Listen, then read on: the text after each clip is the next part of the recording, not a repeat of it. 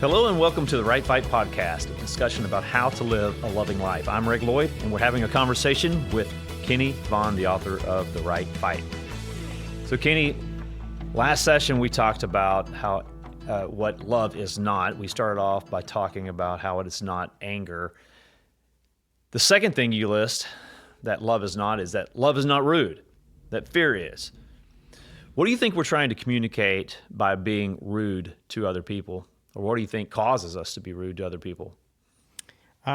It's a defense mechanism, I think. So I think normally especially if we're intentionally rude to someone, we're trying to communicate to them that we don't approve of what they're doing, or especially what they're doing to us, or how they're treating us. And then many times I think we're so distracted by our own what ifs, our own life, that we're very dismissive of other people. And so that's why I say that love is selfless and fear is selfish. So if I'm too preoccupied, and I think this is probably one of the most damaging traps of fear, is that I get trapped in my own mind. It's not that I don't like other people. It may not be, or that I despise them, or that I want to be rude to them. I just don't have time for them. I'm so consumed with my own fears and my own battles and everything related to me that I become blind to everyone around me unless I need something. Now, if I need something from them, then I know how to be the seventh thing that love is in order to get it, which is actually rude, right? or Manipulative. Yeah, manipulative, right? So I'm either preoccupied and I'm blinded to the people around me, or I'm showing disapproval for what they did because I want them to do something different going forward. In my case, I would say the majority of the time, I do both. I'm like everyone else. If I got a lot on my shoulders, I don't realize. I can walk by somebody that needs something, and I didn't see it. I'm blind to what's going on there. Or I can see it and be in a position where I'm like, that's your problem. You know what I mean? I got enough on my plate. I can't deal with it. But when I'm in that place, if someone is rude to me, then my response is going to be more rude to them. So I'm trying to show them how to love me without any regard for them at all. And so by being rude, you're telling them not to be rude? Yeah. So we're becoming, again, this is repetitive here, and same similar theme through a lot of these is that in an effort our goal is to not keep getting what we're getting from someone, so we become who they are, we become what they are, in an effort to get less of it. Yeah. Then it becomes who we get way more of it than we don't actually get less. Yeah. And so I think it's a defensive mechanism a lot of times, or in some way it is because we're so preoccupied. But just give you an example. So Tammy works with us at Shields of Strength. We've been there 20-something years now. She worked with us for a long time, then she didn't because she's homeschooling 3 children. Well, 2 of them have graduated now. So Kennedy's the only one doing homeschool now. So she does homeschool during the week, but she takes Mondays off, and she comes up and works at the shop. And she's in the office next to me. I love having her up there. Mondays are my favorite day in that, Tammy's there, Kennedy's there, the family's there. We all eat lunch together. It's just a pleasure. But, Mondays are also the first day of the week, and all the stuff that happened over the weekend, and we have our Monday meetings, and it's a busy day. There's a lot going on. And she's been working Mondays, and then they actually do a double day of school on Tuesday. So she does double work on Tuesday so that she can help on Mondays. She's always pleasant, like crazy pleasant, but she's a taskmaster. She's got one day, she's got a lot to get done. She's going to work from early until late, and then karate and whatever else.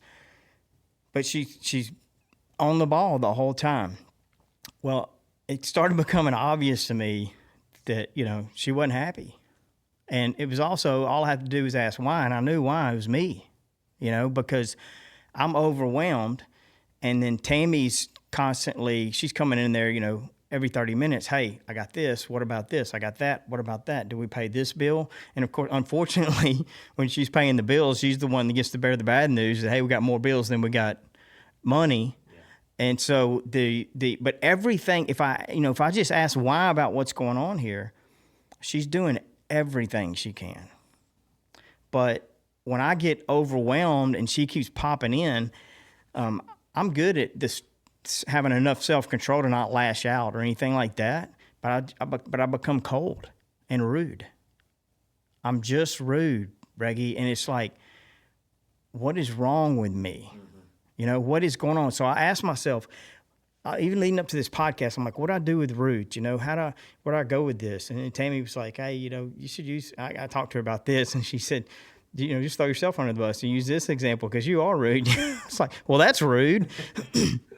But it's true. And it's an effort to control how I'm loved is what it is. I got a lot on my plate. I'm kind of busy, and it seems like I got 8 balls in the air and you're handing me number 9. But why are you handing me number 9? And listen, if she didn't do what she was doing, it's costing me something. Okay. It is costing me. So my Mondays are definitely harder because of all of that. But the burden that she is removing from me by all the stuff she does on that Monday and the peace of knowing everything she's keeping in order and everything else is like, there's no free rides. Mm-hmm. There are no free rides. Like if you're looking for the way out that doesn't cost you anything, there are none. You're either going to pay now or you're going to pay later. Love's willing to pay now and the benefits are forever. Fear doesn't want to pay now. It gets what it wants now, and then the payment is forever. Mm-hmm. But here's what, and I'd love your thoughts on this too, but this is what's really got, as I thought about this, that really challenged me, and I'm still trying to sort out, is like, if it wasn't Tammy in there, if it was someone that worked for Shields of Strength, if it was on salary, I wouldn't be as rude. That's a problem. Yeah.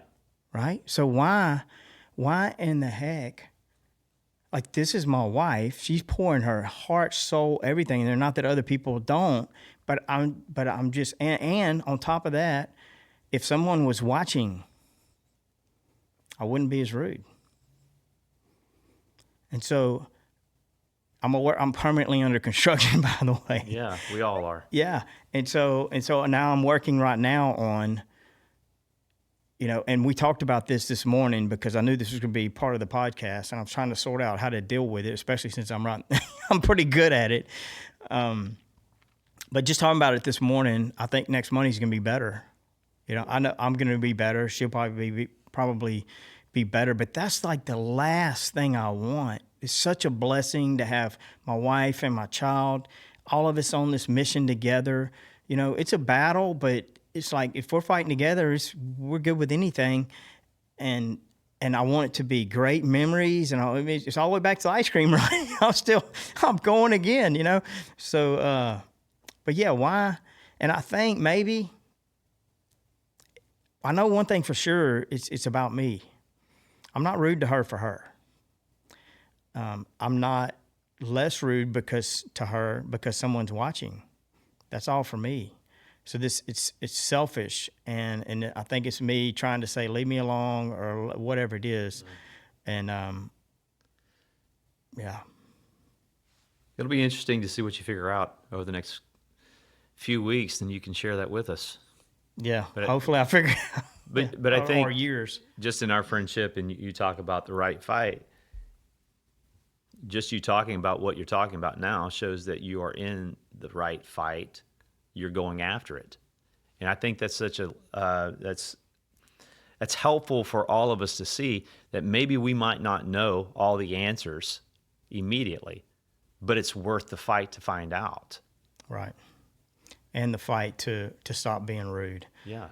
Instead of the fight of being rude and trying to make sure that Tammy meets all of my needs, or doesn't overstress me, or whatever it is, to realize that love is going to be a sacrifice. So my challenge right now is to get it into my thick head, everything I just said, that Tammy's given everything she has for the mission and for me, and that she's also loaded. She does and what's crazy, she gets to this point where she's like, can I ask you this question? She's afraid to ask the question because of how I'm going to respond. Yep. Right. I was like, Yeah. Or I'm so sorry to interrupt you. Right. Why would people? Because if I'm studying and, or reading something, and I have family that would come in and ask a question or something, first thing in my head, I'm thinking that question could wait. Right. You don't have to get the answer right now. We're going to be okay. Why did you need to come in at this moment and then interrupt what I'm doing? But to be able to notice that is helpful. If I don't notice it, I can't correct it. So that's helpful. You sharing that story is helpful for me, because I noticed the other day, just at a convenience store, going in and getting something and checking out, just the clerk was just, put the money. I think you ought to put the money in my hand. Don't put the money, just throw it on the counter, and you can at least say hello to me. And I noticed that their response was affecting how I was going to leave them. Instead of saying, hey, have a nice day, I was just going to grab the money and leave. But I realized that what I was being is more of I've heard it said, more of a thermometer. Their temperature, what they were doing, was affecting how I was doing, opposed to being what a thermostat does, and a thermostat sets the temperature. And so I see where fear is a response to somebody else's, or being rude is a response to somebody else's actions, where love could counter that and actually set the environment of what you would expect it to be like. Man, that's beautifully said. I mean, that's it in a nutshell. I've never heard that before, but yeah, and that's what I am. I'm the thermometer. Everything I do is a response to what you're doing, and even whenever you're, not intending to be rude, that's when it's really hard. It's like Tammy's not. Yeah. She's actually setting a different temperature if I was the thermometer than I'm becoming, but because I'm perceiving everything through my own lies. Mm-hmm. I'm reading the wrong temperature, and then I'm reflecting the wrong temperature. Yeah. So I'm responding to a lie with a lie, because it's not the truth. And if I ask her the why to any of this, my answer would be, thank you for coming and asking me the question. Mm-hmm. Thank you for getting that done today. Thank you for working on Mondays. So I would be grateful for all of this instead of angry and rude. Yeah. But, my feelings are a powerful force. I don't like them. It's like we sometimes are tempted to mimic the environment that we're in, that if someone speaks to you in a loud voice, then you're going to raise up your voice a little bit more, which is only going to escalate the whole situation. They're going to raise their voice more, you're going to raise your voice more. Yeah. Instead of setting the environment according to love, what's best for you. So why do you think that we have a tendency to be rude to the people that we love the most? I was thinking about that a lot coming in today too, especially as I was thinking about me being rude to Tammy at work. But then even beyond that, I think there's a couple of reasons. Maybe and one thing, we may be perceived as rude sometimes because we're not doing a good enough job of communicating, or because they're not doing a good enough job of listening and understanding.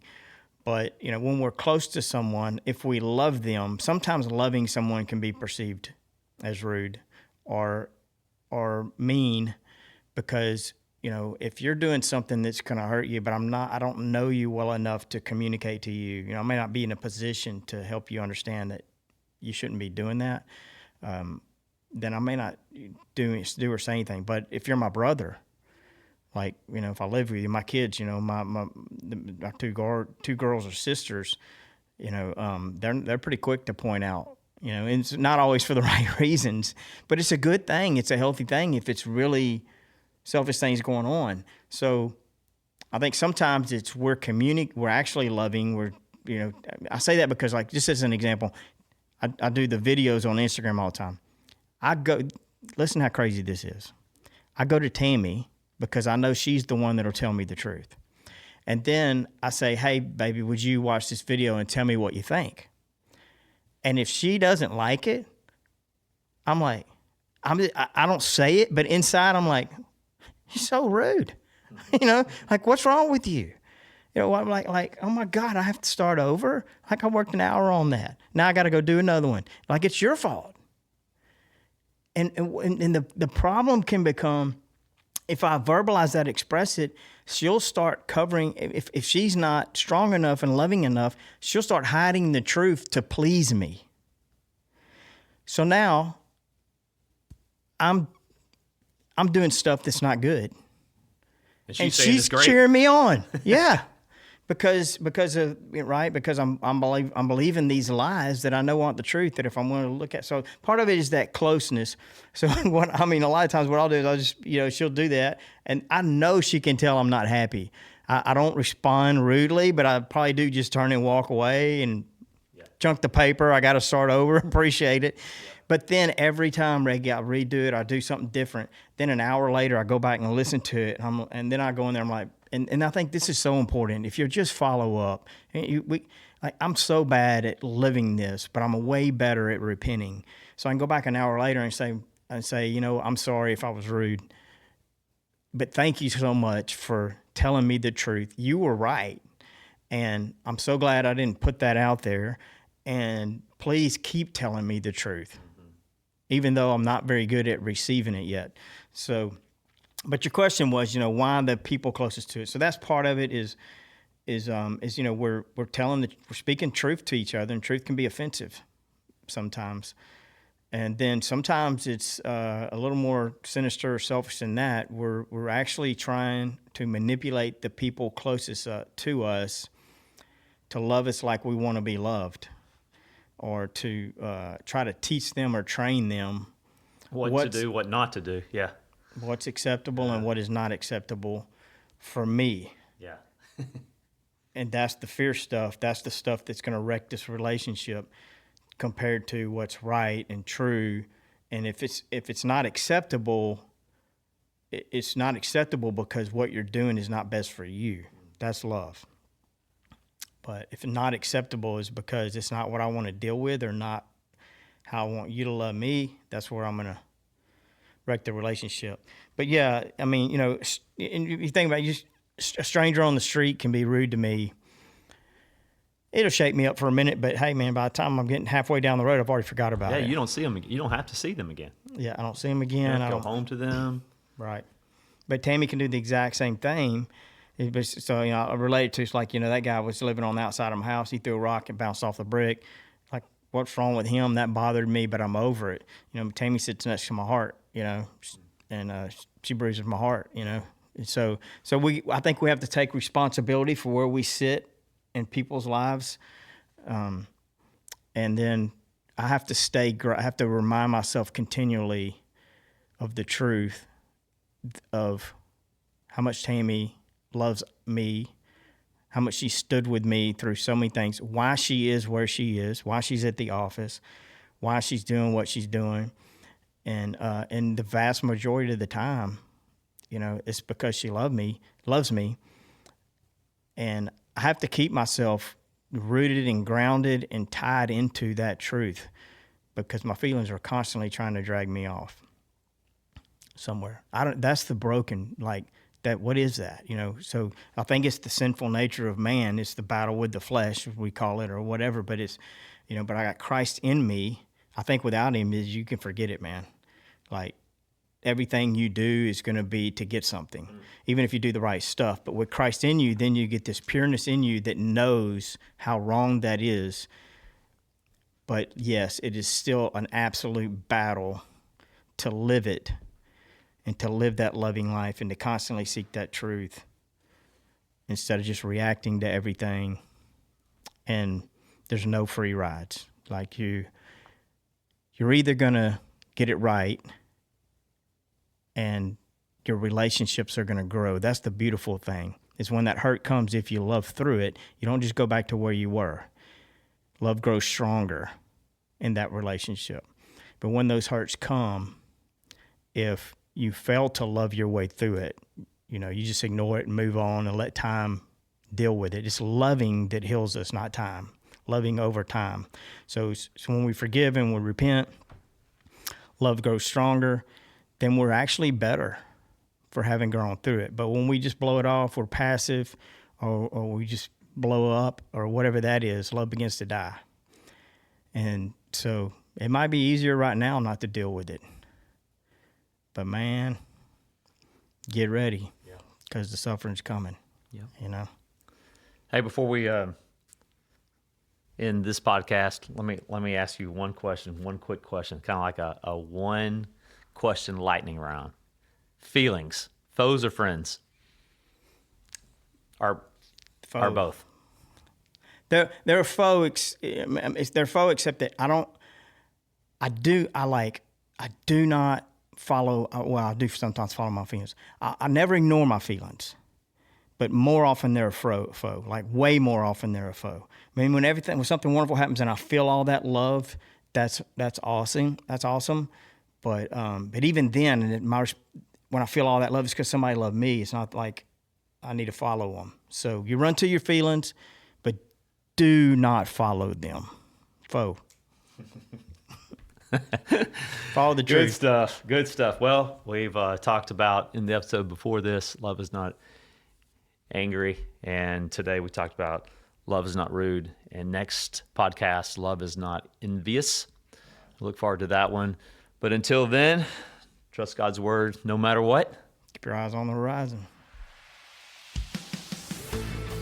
Thanks for listening to the Right Fight podcast. Make sure to check out Kenny's book, The Right Fight, for more on how to live a loving life. It's available on their website, shieldsofstrength.com, Audible, and all digital platforms. If you have any questions for the podcast, you can email support@shieldsofstrength.com and put podcast as the subject. And make sure to follow Kenny on Instagram and TikTok @JohnKennedyVaughn. Thanks for listening, and we'll see you in the next episode.